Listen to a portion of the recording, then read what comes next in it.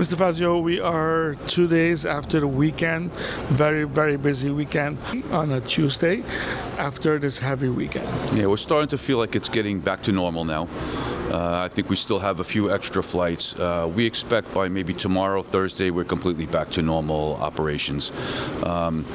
The timing of Saturday's event couldn't have been more unfortunate. It was our, we call super weekend, so historically the weekend following the whole New Year's, Christmas holiday period is one of our busiest weekends of the year. So Sunday was really showtime.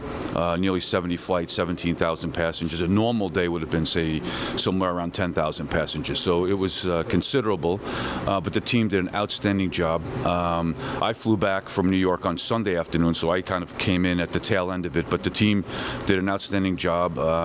You know, they don't need me to run the airport, so they did an outstanding job, and very good coordination with all of our stakeholders, the government, ATA, the hotels, all of our partners here at the airport, air traffic control, customs, immigration, USCBP, the airlines, everybody just working collaboratively. Very good communication going back and forth, good planning, thinking ahead. How do you prepare for something like this, and what do you do when you get that call that everything is stuck and there's no traffic coming in? How do you prepare for something like this? Yeah, well, I think we don't necessarily prepare for specific events. We prepare for unusual operations, though.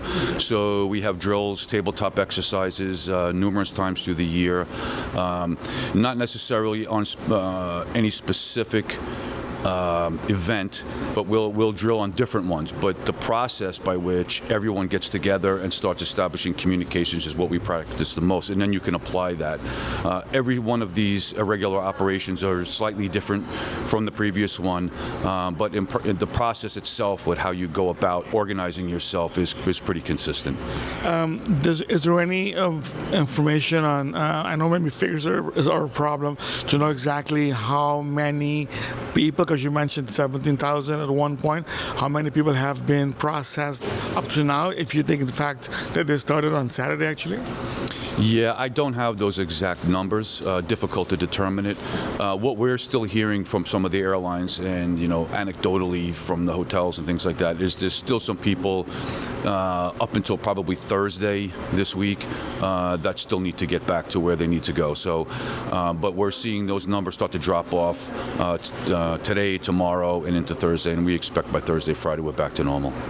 So flights are not completely back to normal, and there's some airlines, and it's mainly U.S. airlines that are trying to fix this with extra flights these days. Well, they're the biggest part of the market, right? So they're the biggest impact. But KLM was still behind. In fact, our new CEO is stuck in Europe at the moment. His flight was canceled on Saturday, and so he's still trying to get here.